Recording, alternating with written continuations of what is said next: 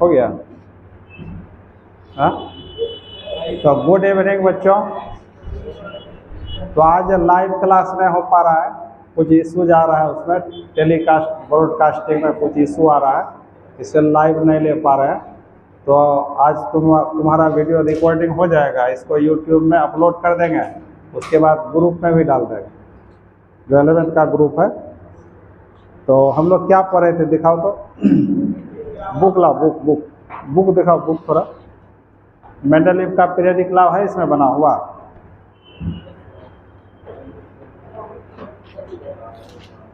ये मेंडलीव का periodic law है, समूह तथा श्रेणियों में है ना। देखो 12 श्रेणी है ना, देखो 1 2 3 4 5 6 7 8 9 10 11 12 श्रेणी है और 8 ग्रुप है। 1 2 3 4 5 6 7 8 इस तरह। मतलब ये है तुम्हारा 0 ग्रुप। 1 2 3 4 5 6 7 8, ये टोटल 8 ग्रुप है। इसी में पूरे 63 तत्वों को सजाया था कौन? मेंडलीव। तो इसमें मेंडलीव के आवर्त सारणी का हम लोग क्या क्या पढ़े थे? गुण पढ़े थे, विशेषता, उपयोग, क्या क्या पढ़े थे? मूल आवर्त सारणी का महत्व पढ़े थे। मतलब उपयोग मान लो उसको, महत्व को क्या मानोगे? उपयोग, जिसको हम लोग क्या बोल सकते हैं? यूज, क्या यूज कर सकते हैं। उसके बाद आज पढ़ना है मूल आवर्त सारणी का क्या दोष है, क्या इसमें गलती पाया गया, वही पढ़ना है। तो वही लिखो हेडलाइन में, मूल आवर्त सारणी, मूल आवर्त सारणी में दोष। देखो मूल आवर्त सारणी में क्या क्या दोष है, इसको अब देखना है।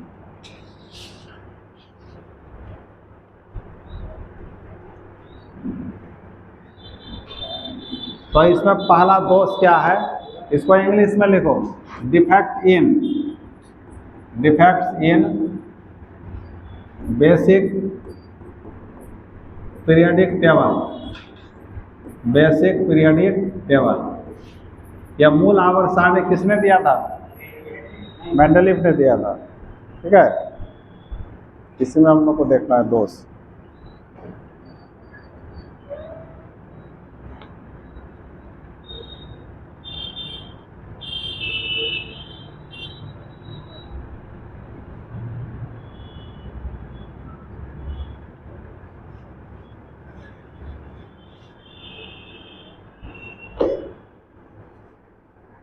तो पहला दोष है बच्चों, परमाणु भारों या परमाणु द्रव्यमान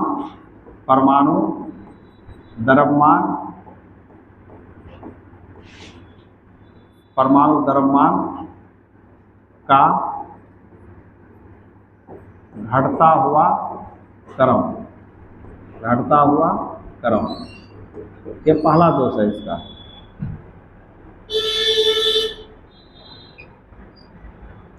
परमाणु भारों या परमाणु द्रव्यमानों का घटता हुआ क्रम। मेंडलीव अपना आवर्त सारणी किस आधार पर बनाया था, बताओ तो? परमाणु द्रव्यमान या परमाणु भारों के बढ़ते क्रम में सजाया था ना। लेकिन वो क्या किया है, कहीं कहीं परमाणु भार जिसका कम है उसको बाद में रखा है, और जिसका परमाणु भार ज़्यादा है पहले रख दिया। ये दोष हो गया। ये बात हम लिखाए भी थे पिछले क्लास में। इसका एग्जाम्पल देखो कैसे। जैसे तुम्हारा कोबाल्ट है, इसका परमाणु भार 58.9 होता है कोबाल्ट का, और निकेल का 58.7 होता है। तो इसको बाद में रखना चाहिए। ये छोटा है ना, और ये क्या है? तो बढ़ता हुआ क्रम, ये पहले तब में ये बाद में होगा, लेकिन वहाँ उल्टा कर दिया, ये पहले कर दिया है, ये बाद में किया। ऐसा क्यों किया है कि चूंकि दोनों का गुण समान रखने के लिए, मतलब इसके अंदर जितना भी तत्व आएगा, इसके अंदर जितना भी तत्व आएगा, तो गुणों में समानता लाने के लिए ऐसा किया था। और वो इसका मूल सिद्धांत क्या था? तत्वों को कैसे सजाया था? समान गुण वाले तत्वों को एक साथ रखा था, उसी के आधार पर समान गुणों को देखते हुए तत्वों को उसके परमाणु भारों के बढ़ते क्रम में सजाया था। लेकिन यहाँ पर गुण डिस्टर्ब न हो इसलिए ऐसा किया था। बढ़ा हुआ को पहले रख दिया था और घटा हुआ को बाद में रखा था। ये दोष हो गया उसका, क्योंकि उसका मूल सिद्धांत है ना था कि परमाणु भारों को बढ़ते क्रम में सजाया जाना है। तो इसी बात को लिखो, कि हेडलाइन लिखे ना तो इसमें लिखो डेज देकर, तो लिखो तत्वों, देखो मूल आवर्त सारणी में, मूल आवर्त सारणी में, मूल आवर्त सारणी में तत्वों के, मूल आवर्त सारणी में तत्वों के गुणों में समानता लाने के लिए या समानता रखने के लिए, समानता रखने के लिए अधिक परमाणु भार वाले तत्व लिख दो। कोबाल्ट 58.9 को कम परमाणु भार वाले तत्व, निकेल 58.7 को पहले रखा था। एक दोष हो गया। मूल आवर्त सारणी में तत्वों के गुणों में समानता रखने के लिए अधिक परमाणु भार वाले तत्व को कम परमाणु भार वाले तत्व, अधिक परमाणु भार वाले तत्व को कम परमाणु भार वाले तत्व की अपेक्षा, रुको, कम परमाणु भार वाले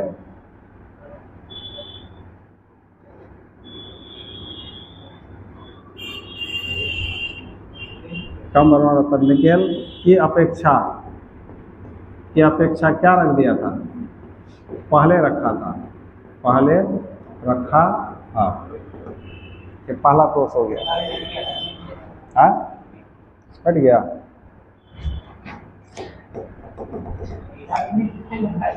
हाँ, फिर मिट गया।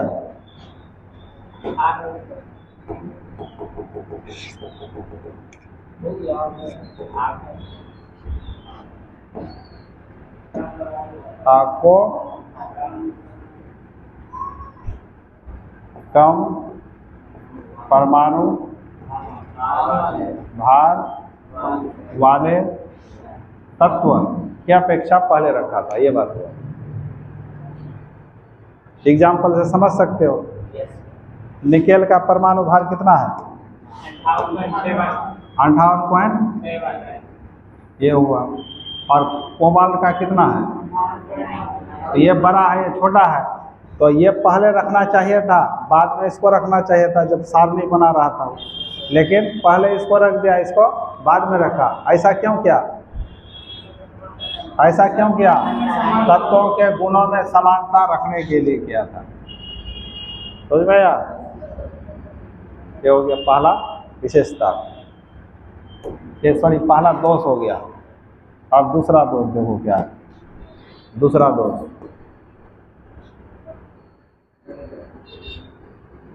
भिन्न गुणों वाले तत्वों को एक स्थान में रखना।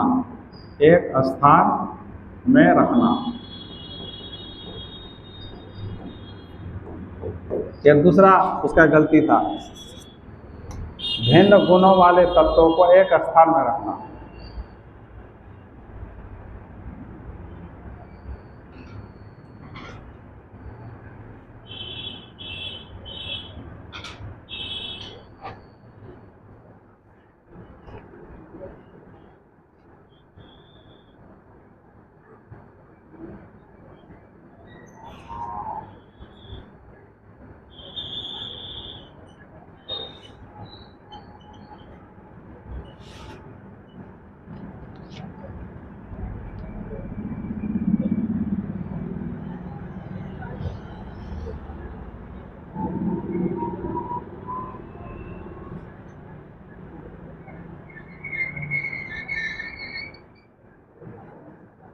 हो गया क्या? तो भिन्न गुणों वाले तत्व को क्या करना? एक स्थान पर रखना। अब आवर्त सारणी कैसे बनाया था? समान गुण वाले तत्व को एक साथ रखना था, समान गुण वाले तत्व को एक स्थान में रखना था। लेकिन ये क्या किया? अलग अलग गुण वाले तत्व को एक साथ रख दिया। तो गलती ना हो गया? मैंने कुछ सही जा रहा था, कहीं कहीं मिस्टेक कर रहा था।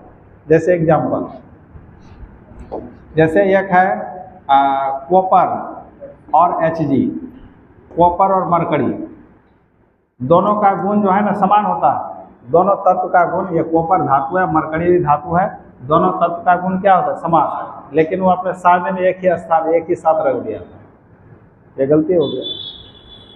इसलिए यहाँ पर तुम पीरियडिक टेबल मोस्टले वाला देखोगे ना, दोनों एक साथ रखा हुआ है। इसलिए यहाँ लिखो, मूल आवर्त सारणी में, मूल आवर्त सारणी में भिन्न भिन्न गुणों वाले तत्वों जैसे जैसे क्या? कॉपर तथा मरकरी, दोनों का गुण अलग अलग होता है। मूल आवर्त सारणी में भिन्न भिन्न गुणों वाले तत्वों जैसे कॉपर तथा मरकरी को एक स्थान में रखा है, एक स्थान में रखा गया था, रखा गया था। दूसरा दोष हो गया। तीसरा एग्जाम्पल, मतलब तीसरा दोष, समान गुणों वाले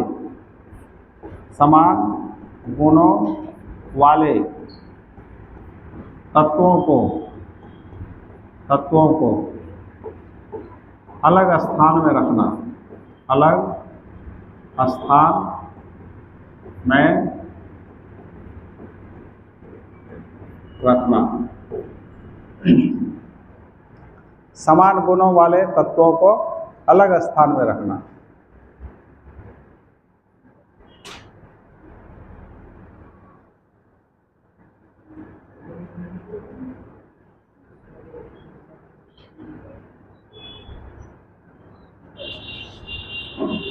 हो रहा है, बन रहा है वीडियो।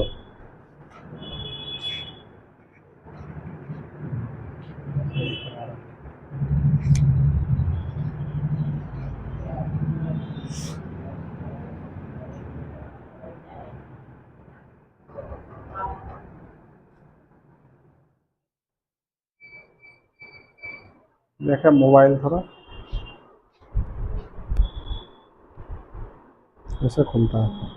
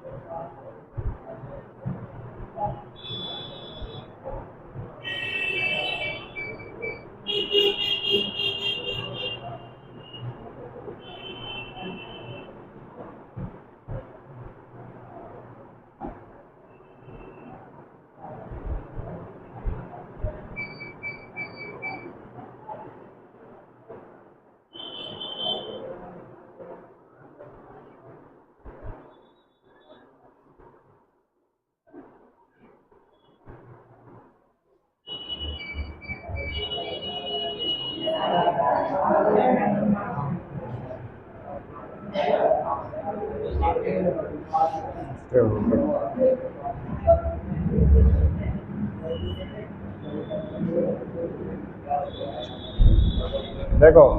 यहाँ उल्टा हो गया है, देखो उल्टा हो गया। यहाँ भिन्न गुणों वाले तत्वों को एक स्थान में रखना, तो मूल आवर्त सारणी में भिन्न भिन्न गुणों वाला तत्व कौन होता है, यह सुधार करना होगा। भिन्न भिन्न गुणों वाला होगा तुम्हारा कैल्शियम, मैग्नीशियम, बेरिलियम, उसके बाद कैडमियम तथा मरकरी, है ना। भिन्न भिन्न गुणों वाला तत्व होता है सब। भिन्न भिन्न गुणों वाले तत्वों जैसे इतना वो एक स्थान में रखा गया था, जबकि ये तीनों के गुणों में लगभग समानता, हल्का सा समानता होता है। भिन्न भिन्न गुणों वाले तत्वों को एक स्थान में रखा, जबकि ये तीनों के गुणों में, तीनों का गुण भिन्न भिन्न होता है, लेकिन हल्का सा समानता होता है, हल्का सा एक दूसरे में समानता, फिर वो एक साथ रख दिया, ये गलती हो गई। सीडी को कैडमियम पढ़ा जाता है और समान गुणों वाले तत्वों को अलग स्थान में रखा है, जैसे कॉपर तथा मरकरी। कॉपर तथा मरकरी ये गुण समान होते हैं, समान होते हैं। कॉपर तथा मरकरी के गुण समान होते हैं, फिर भी इसे कहाँ रखा गया, अलग अलग स्थान में रखा गया था, स्थान में रखा गया था। ये हुआ। देखो समान गुणों वाले तत्वों को अलग अलग स्थान में रखना।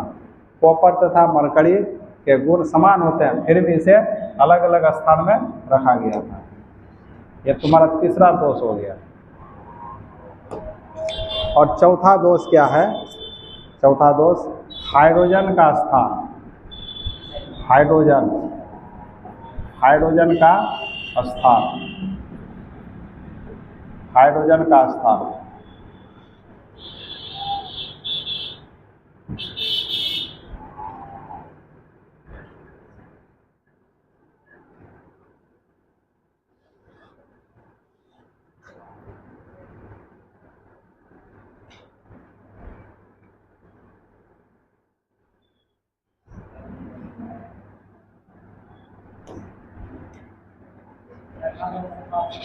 क्या रखा गया था?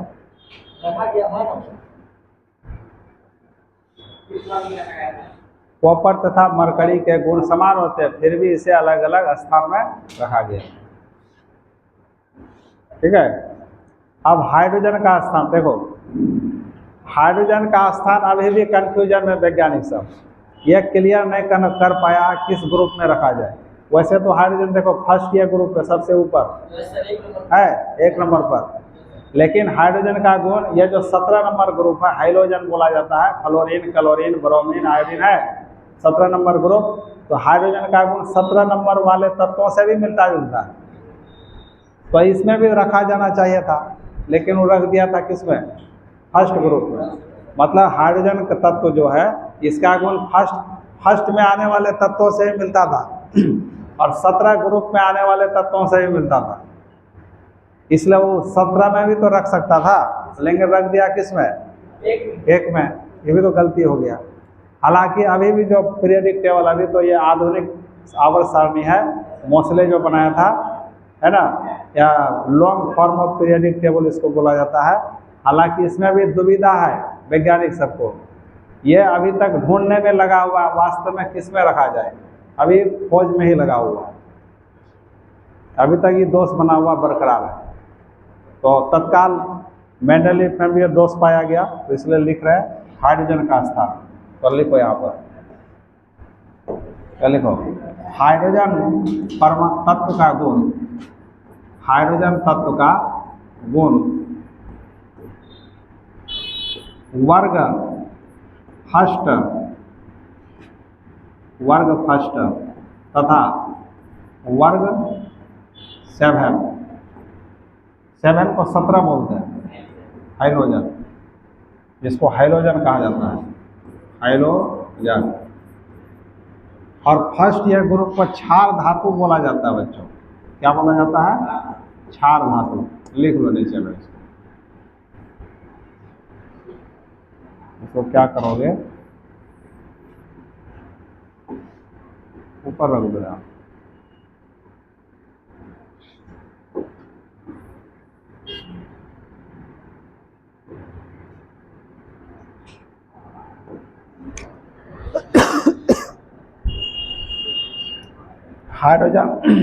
हाइड्रोजन तत्व का गुण क्षार धातु,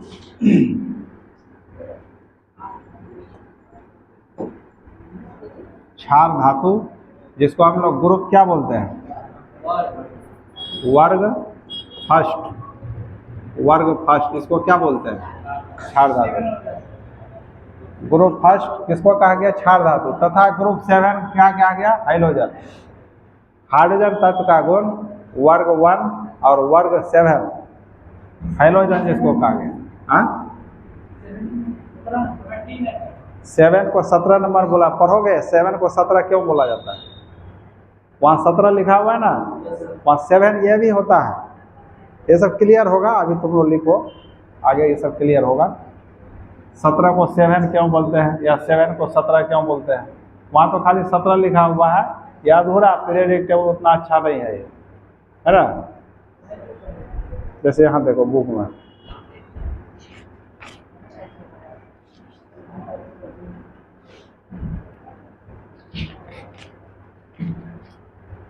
देखो यहाँ है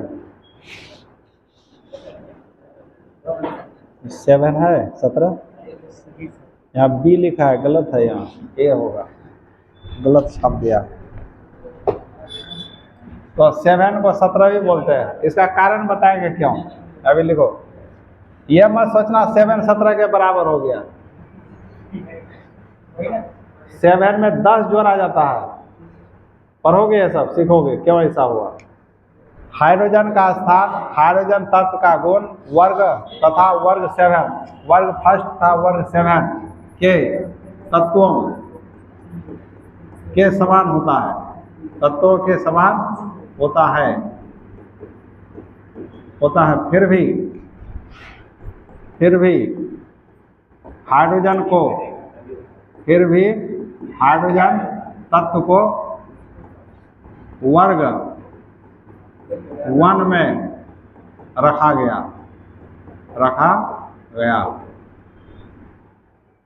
हाइड्रोजन तत्व का गुण वर्ग 1 वर्ग 7 के तत्वों के गुणों के समान होता है, फिर भी हाइड्रोजन तत्व को वर्ग 1 में रखा गया, तो दोष हो गया।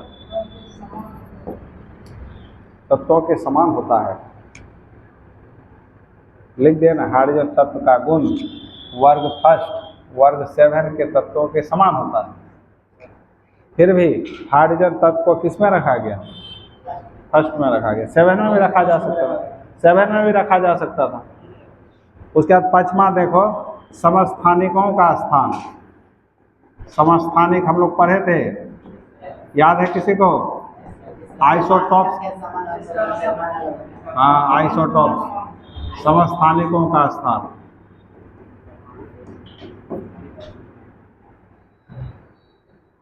पांचवा दोष क्या है? समस्थानिकों का स्थान। जैसे देखो बच्चा, हाइड्रोजन 1 1, हाइड्रोजन 1 2, हाइड्रोजन 1 3, ये तीनों समस्थानिक है ना। परमाणु संख्या तीनों का क्या है? समान है। परमाणु भार क्या है?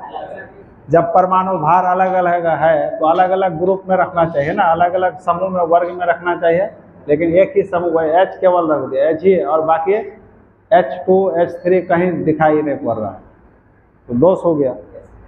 मतलब समस्थानिकों का स्थान पीरियडिक टेबल में कहीं नहीं है, ये दोष है। अभी भी जो बना है इसका भी दोष है, इसमें भी दोष है, क्लियर नहीं है। मतलब अभी भी पीरियडिक टेबल जो बना हुआ है इसमें भी समस्थानिक का कहीं स्थान नहीं दिया गया। समस्थानिक में कोई एक तत्व, शुरू वाला तत्व को दिखाया गया है केवल। इसका 3 समस्थानिक हाइड्रोजन का, तो तीनों को दिखाना चाहिए ना, लेकिन नहीं, एक ही दिखाया, और हाइड्रोजन ही केवल दिखाया है। दोष हो गया। तो समस्थानिकों का स्थान देखो,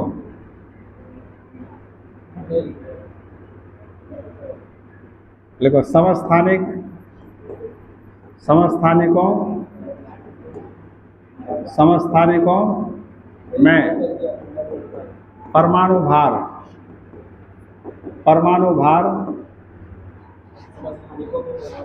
समस्थानिकों में परमाणु भार क्या होता है? भिन्न भिन्न होते हैं। फिर भी इसे एक ही स्थान में रखा गया है।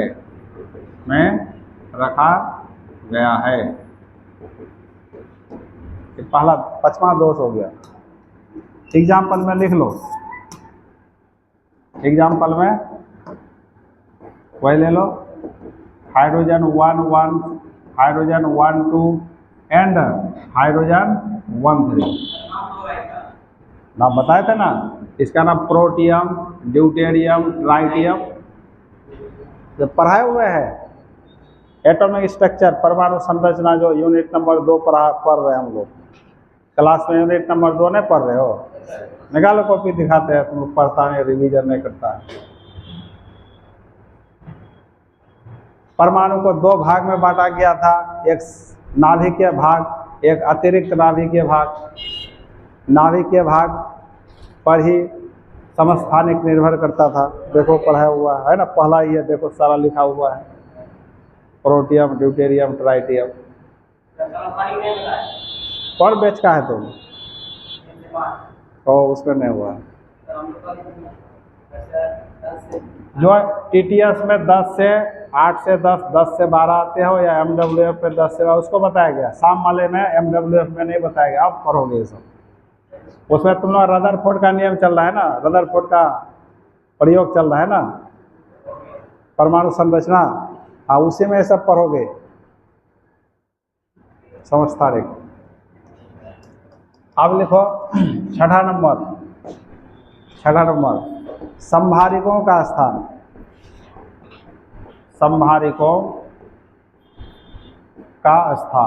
संभारिक का स्थान, इसके बारे में वो कहीं स्थान नहीं दिया है। संभारिक किसको कहा गया था, याद है? हाँ, जिसका परमाणु भार समान, परमाणु संख्या अलग अलग, मतलब इसका उल्टा होता है। जैसे एग्जाम्पल लिए होंगे तुम लोग, जो पढ़े हो, जो भी पढ़े हो, जो नहीं पढ़े हो तो कोई बात नहीं, पढ़ोगे। जैसे एग्जाम्पल हम लिए थे, आर्गन 18 40, उसके बाद पोटासियम 19 40 एंड कैल्शियम 20 40। देखो तीनों तत्व का परमाणु भार समान है, परमाणु संख्या क्या है, ये सब संभारिक है। इसको आइसोबार्स बोलते हैं इंग्लिश में। क्या बोलते हैं? आइसोबार्स। तो तीनों का परमाणु भार समान है, तो ये किस साथ रखना चाहिए, लेकिन सबको अलग अलग समूह में रख दिया है। आर्गन 18 ग्रुप में है, देख लो। पोटासियम फर्स्ट ग्रुप में होगा, देख लो पोटासियम। कैल्शियम सेकंड ग्रुप में होगा, है कि नहीं? इसमें दोष है। तो लिखो, संभारिकों के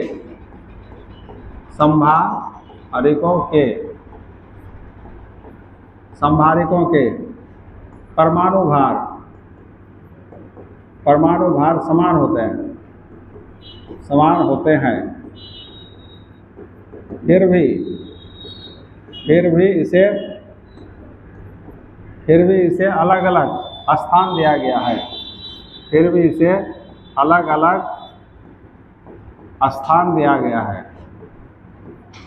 भी इसे अलग अलग स्थान में रखा गया है। जो लिखना है लिखो, रखा गया है। और एक लास्ट इसका है, एक लास्ट दोष है। वैसे तो बहुत सारा दोष है, मेरे दोष बता रहे हैं तुमको। एक लास्ट दोष है बच्चा, आक्रिय गैसों का स्थान। आक्रिय गैसों का स्थान। आक्रिय गैस को इंग्लिश में इनर्ट गैस बोलते हैं। Inert gas. तो खैर जब मेंडलीव अपना आवर्त सारणी बनाया था उस समय आकर गैस का खोज हुआ ही नहीं था, लेकिन और सब तत्वों के लिए जगह छोड़ दिया था, खाली जगह, इसके लिए कोई जगह नहीं छोड़ा था। ये भी दोष हो गया।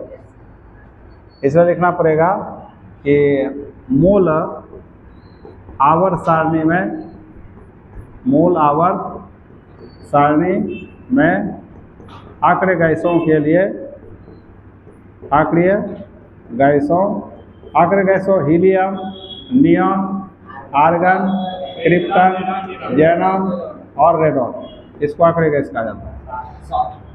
सात होता है।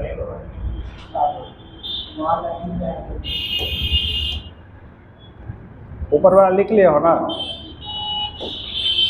आक्रिय मूल आवर्त सारणी में आक्रिय गैसों के लिए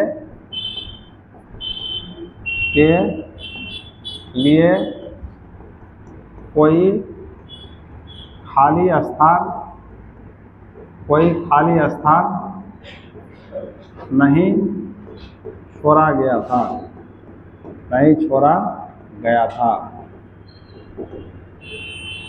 ये सब मेंडलीव मतलब मूल आवर्त सारणी में मेन दोष है इसका।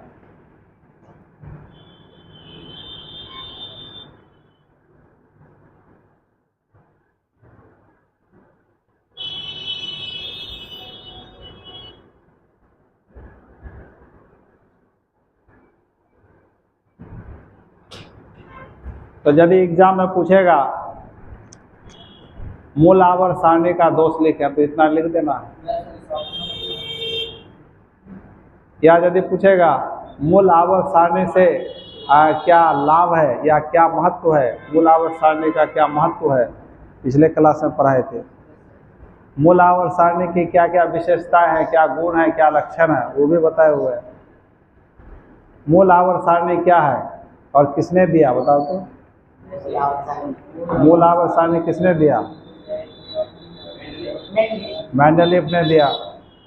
और मूल आवर्त नियम बताया। वो नियम में क्या बताया था कि तत्वों के भौतिक और रासायनिक गुण उसके परमाणु भारों के आवर्तीय फलन होते हैं। या दूसरे शब्दों में, जब तत्वों को उसके परमाणु भारों के बढ़ते क्रम में सजाया जाता है तो एक निश्चित समय अंतराल के बाद समान गुणों वाले तत्वों की प्राप्ति होती है ना, नियम था। और उसमें विशेषता, मूल आवर्त सारणी का विशेषता क्या क्या था? पहला विशेषता था कि मूल आवर्त सारणी में 12 क्या होता था, क्षैतिज पंक्तियां होता था, जिसको श्रेणी कहा गया था। और मूल आवर्त सारणी में 8 उदग्र पंक्तियां था, जिसको समूह या ग्रुप कहा गया था। ये सब था ना। उसके बाद और क्या क्या बताए थे? देखो तुम लोग रिवीजन नहीं करते हो, तत्वों के गुणों में समानता लाने के लिए क्या किया था? अधिक परमाणु भार वाले तत्व को बाद में लिखा था, कम परमाणु भार वाले तत्व को पहले लिख दिया। ऐसा ना विशेषता था। और भी लिखाए थे। तो तुम लोग रिवीजन नहीं करते हो। रिवीजन जितना पढ़ो उससे ज़्यादा रिवीजन करो, तब तैयारी होगा, तब रिजल्ट होगा, तब कंपटीशन निकाल पाओगे। खाली कॉपी में भर भर के जमा करते हो, सुंदर बनाते हो नोट्स, कॉपी में जमा रहता है, क्या फायदा?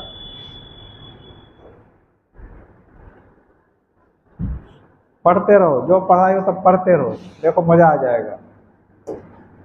ऐसा करोगे तब। खाली क्लास करने से थोड़ा कुछ होता है। जितना क्लास करो उससे ज़्यादा रिवाइज करो उसी का। तो यही अब मूल आवर्त सारणी का दोष समझ में आया। अब हम लोग चलते हैं आधुनिक आवर्त सारणी। मतलब यह भी मेंडलीव का ही आवर्त सारणी है। मेंडलीव के आवर्त सारणी में सुधार करके बनाया गया है। इसलिए हम लोग बोल सकते हैं मेंडलीव का आधुनिक आवर्त सारणी उसको बोल सकते हो, या संशोधित आवर्त सारणी बोल सकते हो। संशोधित का मतलब क्या? सुधार करके। और इस सारणी को बनाया था मोसले नामक वैज्ञानिक। मोसले मॉडर्न पीरियडिक टेबल इसको बोलते हैं। क्या बोलते हैं? तो मॉडर्न पीरियडिक टेबल मेंडलीव के ही दिया हुआ है, लेकिन उसमें सुधार करके बनाया है। मोसले सारा मेहनत किया, मोसले बनाया इसको। लेकिन मेंडलीफ मेन था ना, मेंडलीफ सबके सामने रखा अपना ये, तो उसी में सुधार करके थोड़ा बनाया, ये मेंडलीफ का ही हुआ। इसलिए इसको वास्तव मेंडलीफ का नियम मेंडलीफ का आवर्त नहीं कहा जाता है। वास्तव में मेंडलीफ का आवर्त सारणी है तो मेंडलीफ का आधुनिक आवर्त सारणी या मेंडलीफ का संशोधित आवर्त सारणी कहा जाता है, जो मोसले ने दिया था। इसी को आजकल long form of periodic table, आवर्त सारणी का दीर्घ रूप भी बोला जाता है, इसको लंबा सा रूप। ठीक है, तो यही अब पढ़ना है हम लोग को। और लिखो, अब लिखो आधुनिक आवर्त सारणी,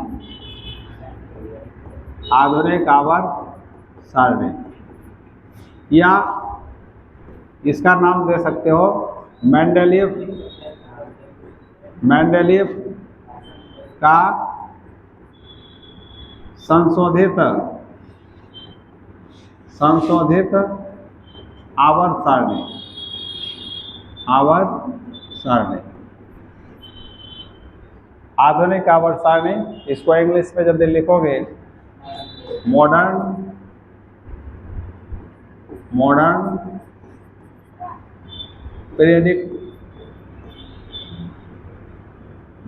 पीरियडिक टेबल, इसी को बोलते हैं हम लोग, क्या बोलते हैं, मॉडिफाइड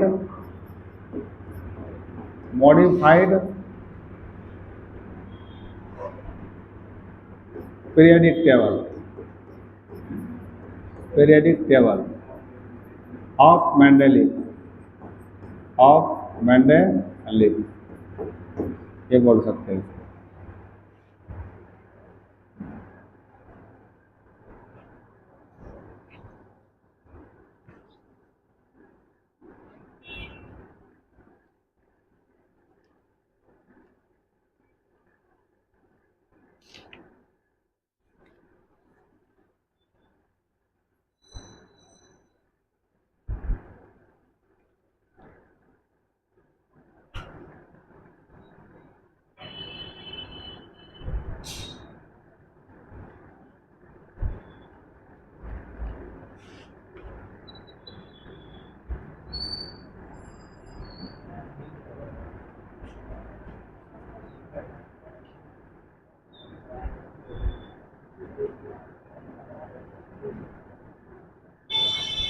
हो गया,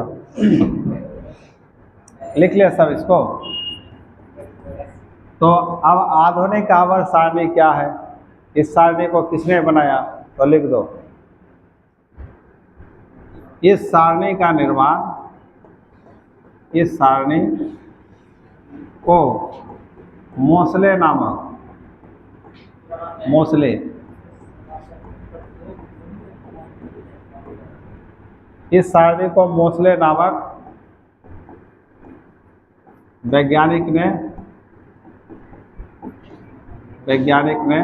बनाया था।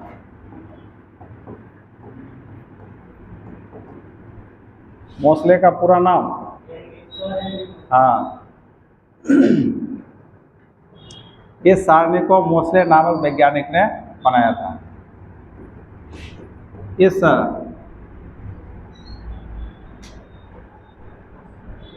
इसने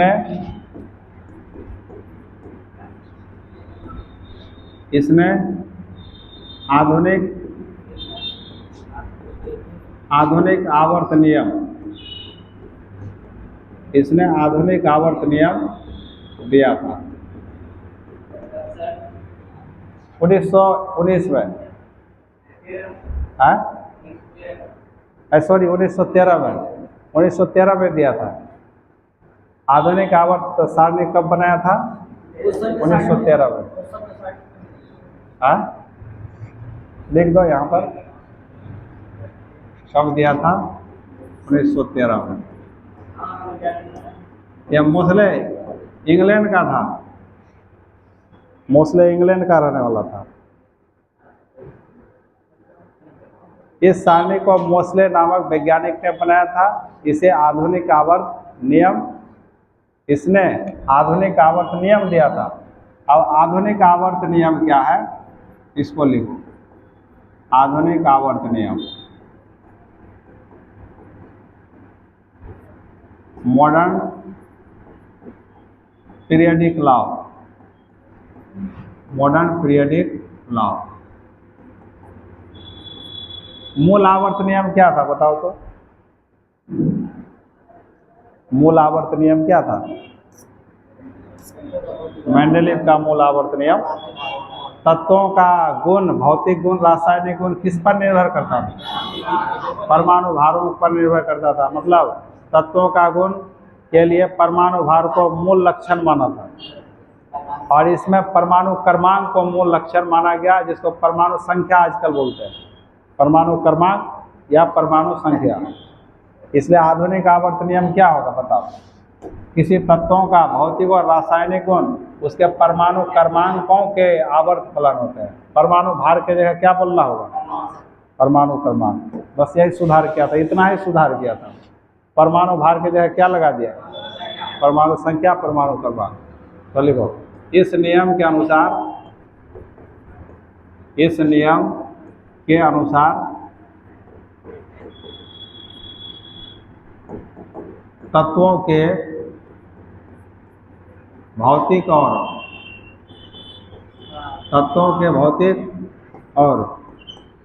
रासायनिक गुण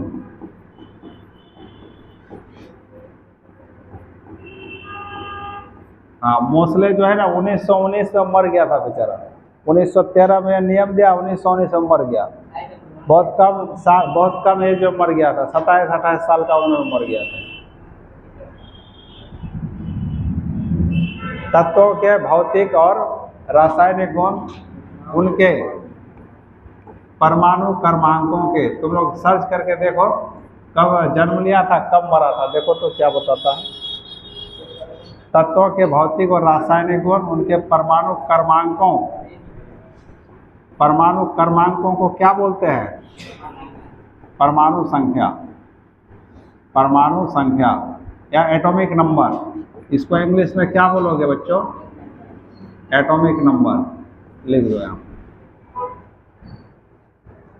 तत्वों के भौतिक और रासायनिक गुण उनके परमाणु क्रमांकों के आवर्त फलन होते हैं। आवर्त फलन या पीरियडिक फंक्शन, आवर्त फलन होते हैं। The physical and chemical properties of elements are the periodic function of their atomic number. इसी को दूसरे तरीका से क्या बताया? इसी को दूसरे तरीका से क्या बताया बोलो? इसी बात का, इसका मीनिंग क्या हुआ लिख सकते हो दूसरे शब्दों में। हाँ क्या बोलो? दूसरे शब्दों में इस बात का मीनिंग क्या हुआ? यहाँ लिखा है ना आवर्ती फलन का मीनिंग क्या हुआ बताओ? जब तत्वों को उसके परमाणु भार के क्रम में, देखो यहाँ देखो, शुरू में देखो हाइड्रोजन का कितना 1 है, उसके बाद हीलियम यहाँ कोना में देखो 2 है, फिर हाइड्रोजन के नीचे लिथियम 3 है, फिर बेरिलियम 4 है, फिर बोरॉन 5, कार्बन 6, नाइट्रोजन 7। बढ़ता हुआ क्रम है परमाणु संख्या का, कोई वह परमाणु संख्या का बढ़ता क्रम में सजाया है। तो सजाने के बाद एक निश्चित समय अंतराल के बाद पुनः समान गुणों वाले तत्वों का प्राप्ति हो गया। जैसे देखो यहाँ हाइड्रोजन है, उसके बाद हीलियम 2, लिथियम 3। तो कुछ समय के बाद लिथियम जो मिला हाइड्रोजन के नीचे, तो हाइड्रोजन लिथियम का गुण समान पाया गया। फिर बेरिलियम के बाद क्या है? Boron, carbon, nitrogen, oxygen, fluorine, neon, फिर सोडियम, मैग्नीशियम। तो बेरिलियम के नीचे मैग्नीशियम है, तो बेरिलियम मैग्नीशियम का गुण समान मिल गया। गुण क्या है? भौतिक गुण, रासायनिक गुण, ये सारा पढ़ोगे इसमें, है ना। धीरे धीरे उसको पढ़ते जाओगे, समझ में पूरा बात आता जाएगा। अभी बहुत चीज़ नहीं समझ में आता होगा तुम लोग, है ना। अभी मान के चलो तत्वों के भौतिक और रासायनिक, दूसरे शब्दों में क्या बोला गया बताओ? जब तत्वों को उसके परमाणु क्रमांकों के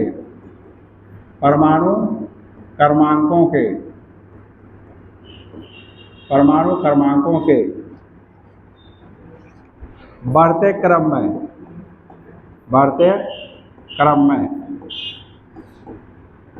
क्रम में सजाया जाता है तो एक निश्चित समय अंतराल के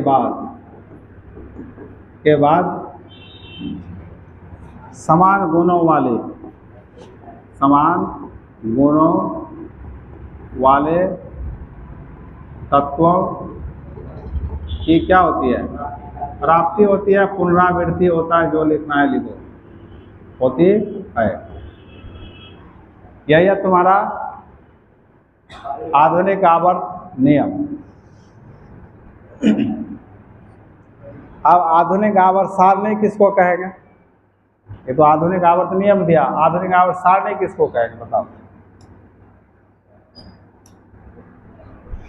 यदि तुमको पूछ दे आधुनिक आवर्त सारणी क्या है, किसे कहते हैं, ये तो दिखाई पड़ रहा है यही आधुनिक आवर्त सारणी, लेकिन परिभाषा क्या होगा इसका? ये परिभाषा होगा तो है तुम्हारा आधुनिक आवर्त नियम। आधुनिक आवर्त सारणी किसको कहेंगे? तो लिखो परिभाषा। आप पहले इसको उतारो।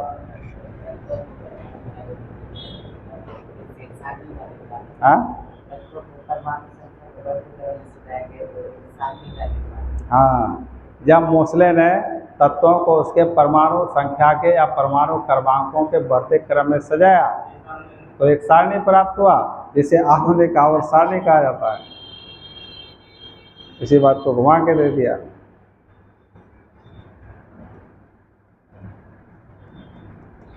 तो लिखो आधुनिक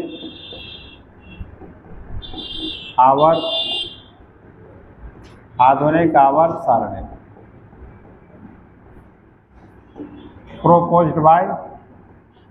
proposed by मोसले। इस सारणी को कौन बनाया था बच्चा? मोसले ने बनाया था।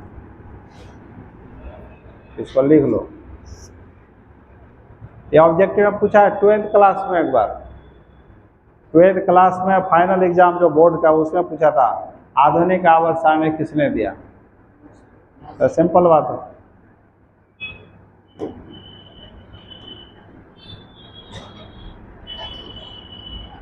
तो लिखो मोसले ने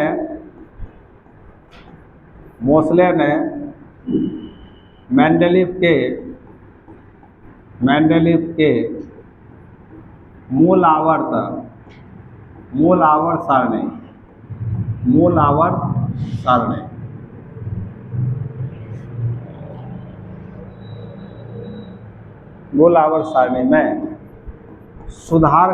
में सुधार करते हुए तत्वों को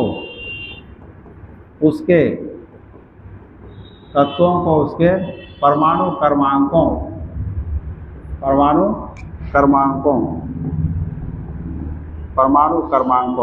के बढ़ते क्रम में सजाने पर एक सारणी प्राप्त किया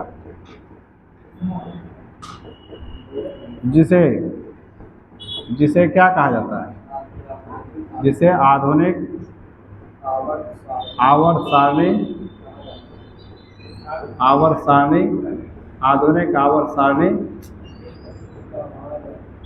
कहा जाता है।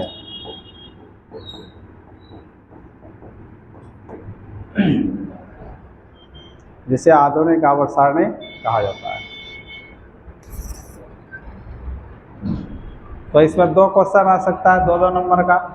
आधुनिक आवर्त सारणी किसे कहते हैं या आधुनिक आवर्त नियम क्या है, लिख दोगे ना। मोसले ने मेंडेलीव के मूल आवर्त सारणी में सुधार करते हुए तत्वों को उसके परमाणु क्रमांक को बढ़ते क्रम में सजाने पर एक सारणी प्राप्त किया, जिसे आधुनिक आवर्त सारणी कहा जाता है। सरल परिभाषा है इसका। अब यह सारणी आधुनिक आवर्त सारणी को बनाते हैं कैसे, ये सीखना होगा।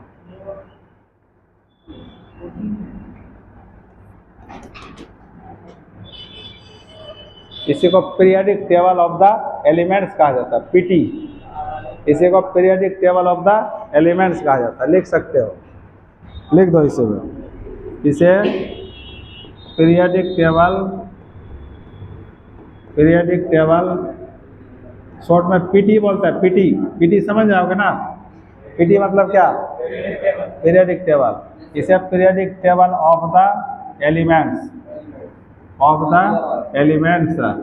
भी कहा जाता है, भी कहा जाता है।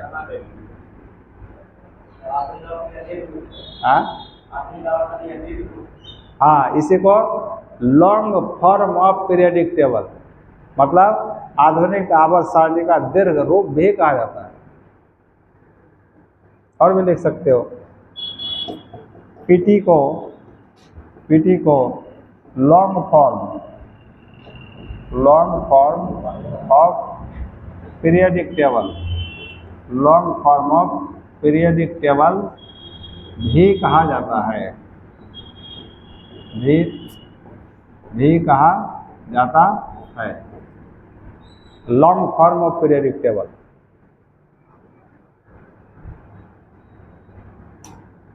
मतलब आवर्त सारणी का लंबा रूप, दीर्घ रूप, बड़ा रूप जिसको कहा गया। अब आधुनिक आवर्त सारणी कैसे बनाते हैं इसको देखना पड़ेगा, ठीक है। तो आज छोड़ दो, उसमें टाइम बहुत लग जाएगा, ठीक है। टाइम है 8:15 बज गया। अब तुम लोगों को आना है सोमवार को इस क्लास के लिए, सोमवार को शाम में 7 बजे आना है, ठीक है। तो गुड नाइट बच्चों, अब फिर हम लोग सोमवार को मिलते हैं। संडे को सुबह आएंगे, संडे को सुबह